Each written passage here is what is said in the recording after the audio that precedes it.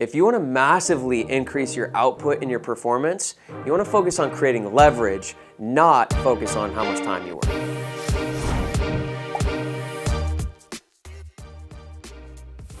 So in this video, we want to talk about the two ways that you produce results or increase the results you produce, increase the performance in your business, increase your outcomes in life. There's really common advice, which we'll talk about quickly, and then there's the best advice. And so let's start with the most common advice. So if I want to get more results in my business or in life, the most common advice relates to time. It's work harder, put more time in, rise and grind, hustle, outwork the competition. And all you got to do is just look out on social media, look out on the world, and so much of what's being pushed is this idea of like hustle, work, motivation, grind, that world. All right, now let's take a look at why time can't be the best answer to output and productivity.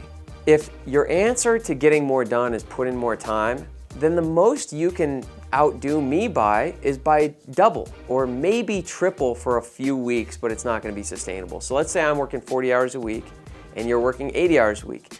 You could get twice as much done as me. Or you could work 100 hours a week, but probably not sustain that and get 3 times as much as done as me. But if we go look at the world, there's a way bigger disparity in output and performance than 3 to 1. There's the super extremes if you look at people like Jeff Bezos and Elon Musk. These are people who are, the results they've put out are far more than 3 times yours and mine.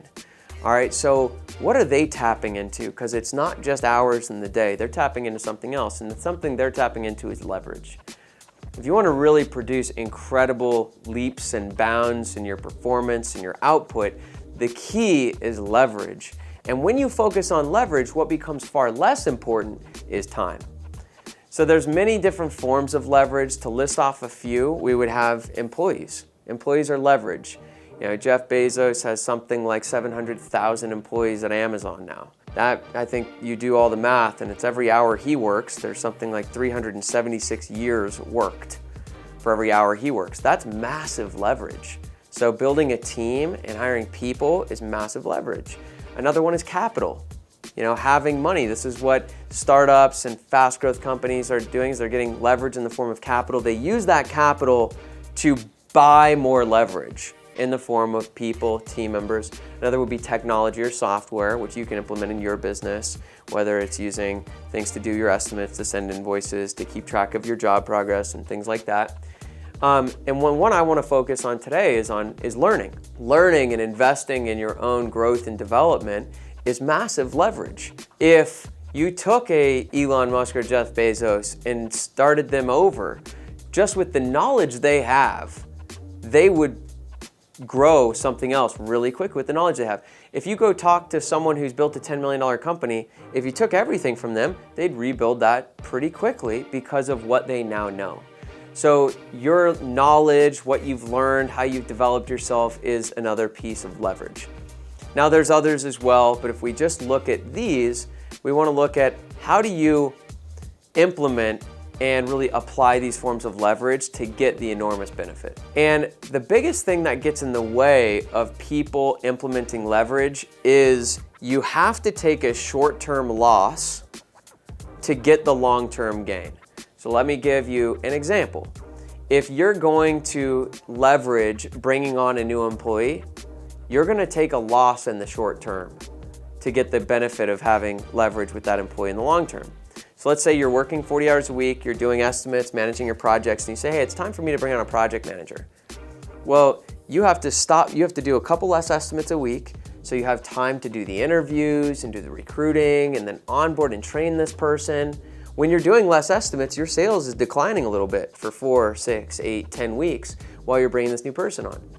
But at somewhere around week 8, 10, 12, this new team member comes on and takes 15 hours off your plate, 20 hours off your plate for managing your projects.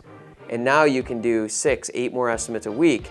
Now your results after are much higher, right? So we have this low, and then afterwards it's much higher. Now we're at a new high. And then we do it again, and we do it again, and we do that over and over and over and over and over and over. You could look at Amazon and say they basically lived in this gap because they just haven't taken a profit for 20 some years, and they take every little bit of, they're just taking the short-term loss, no profit, reinvest, no profit, reinvest, and they're just living there, and that's where you see this massive exponential return and growth that they're having at Amazon.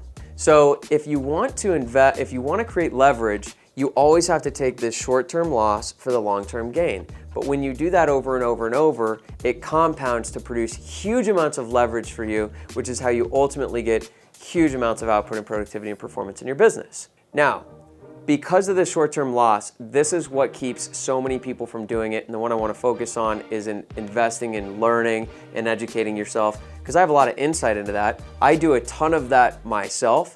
We have our team members at our company with time dedicated every week for learning, training, and developing themselves. We invest a lot of resources in the form of money and financials into the development of our team members, sending them to development programs, training programs, spending time every single week that we're paying them to spend to develop themselves. That's a short-term loss for a long-term gain.